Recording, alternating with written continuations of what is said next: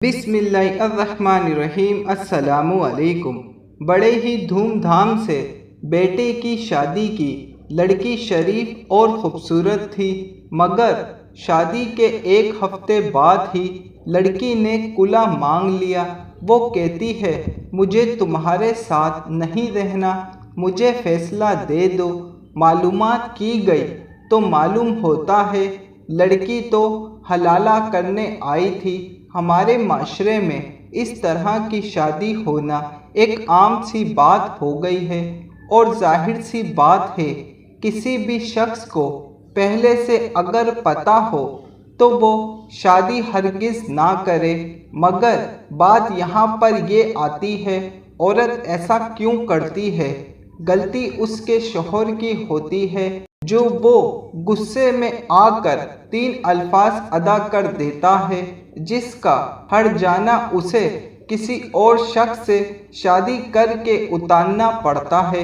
رسول اللہ صلی اللہ علیہ وآلہ وسلم سے ایسے شخص کے بارے میں مسئلہ دریافت کیا گیا جس نے اپنی بیوی کو 3 طلاق دے دی، پھر اس عورت نے دوسرے شخص سے نکاح کر لیا اور وہ پہلا شخص اس کے پاس گیا، لیکن جماع سے پہلے ہی اس نے اسے طلاق دے دی، تو کیا وہ عورت پہلے شوہر کے لیے حلال ہو جائے گی؟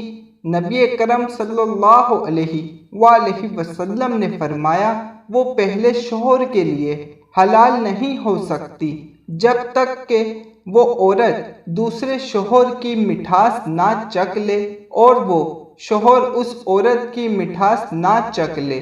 آدمی کا عورت کو طلاق دینا شیطانی عمل ہے۔ بعض اوقات میاں بیوی کے آپسی جھگڑوں میں شیطان غالب ہو جاتا ہے تو آدمی اپنے منہ سے یہ الفاظ ادا کر دیتا ہے۔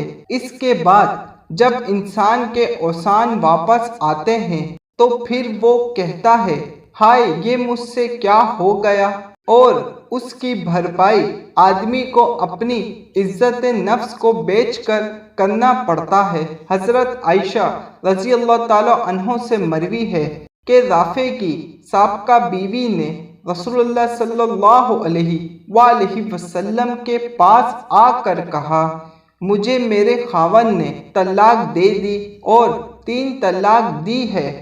میں نے اس کے بعد عبد الرحمن بن زبیر سے نکاح کر لیا، لیکن اس کے پاس تو کپڑے کے پلو کنارے کے سوا کچھ نہیں ہے۔ رسول اللہ صلی اللہ علیہ وآلہ وسلم ہنس پڑے اور فرمایا شاید تو دوبارہ رافع کے نکاح میں جانا چاہتی ہے تو نہیں جا سکتی حتیٰ کہ وہ تجھ سے جمع کر کے لطف اندوز ہو اور تو اس سے لطف اندوز ہو۔ جزاک اللہ۔ حدیث مبارک سمجھ آنے کی صورت میں ایک لائک ضرور کر دیے گا۔ اللہ حافظ۔